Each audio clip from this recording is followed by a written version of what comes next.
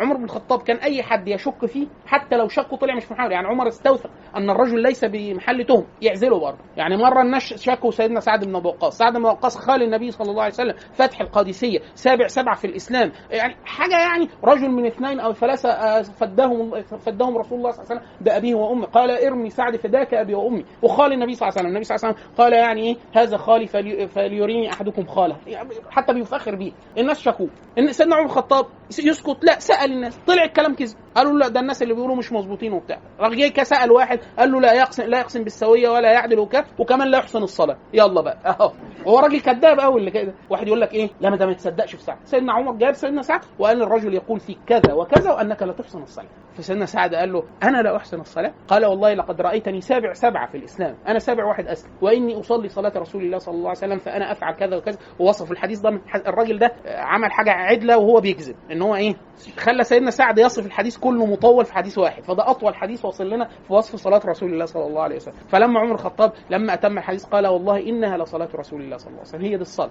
وعزله.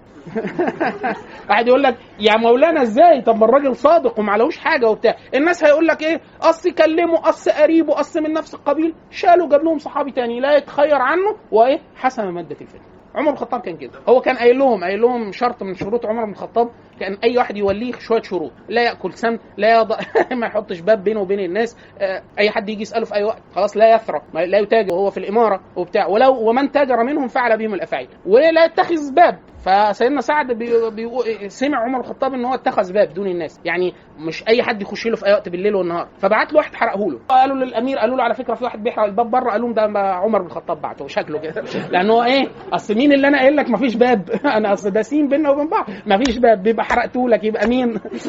سيدنا ابو هريره كان بيقول ان هو لا يثرى الامير وهو في الاماره، اللي هو فكره تعمل لي ايه قرار الذمه الماليه، تقول لي انت معاك ايه قبل الولاء وبعد الاماره هطلع عينك. فعمر الخطاب كان في ناس كتير يتفلتوا يقولوا له لا ما تولى، يقول له لا تتولى، ويطلع عينه ليه؟ لانه عارف انه راجل صالح وامير وبتاع. فسيدنا ابو هريره كل شويه بيرجع يقعد مع عمر يحكاش في حساب ويشوف هيوليه ولا يعزله. اول ما شافه عمر الخطاب قال له ايه؟ سيدنا ابو هريره قال له ايه؟ هلم الي عدو الله وعدو كتابه، تعالى.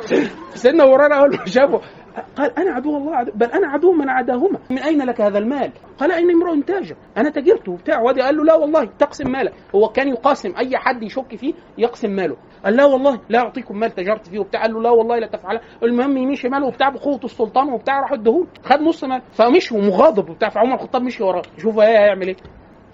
فيقول فسيدنا عمر الخطاب فوجده ودخل، فيعني فتوجه في هيئه الداعي، قاعد هيدعي، قال اللهم اغفر لعمر، اللهم اغفر لعمر. اللهم اللي هو يعني مطلع عينينا بس.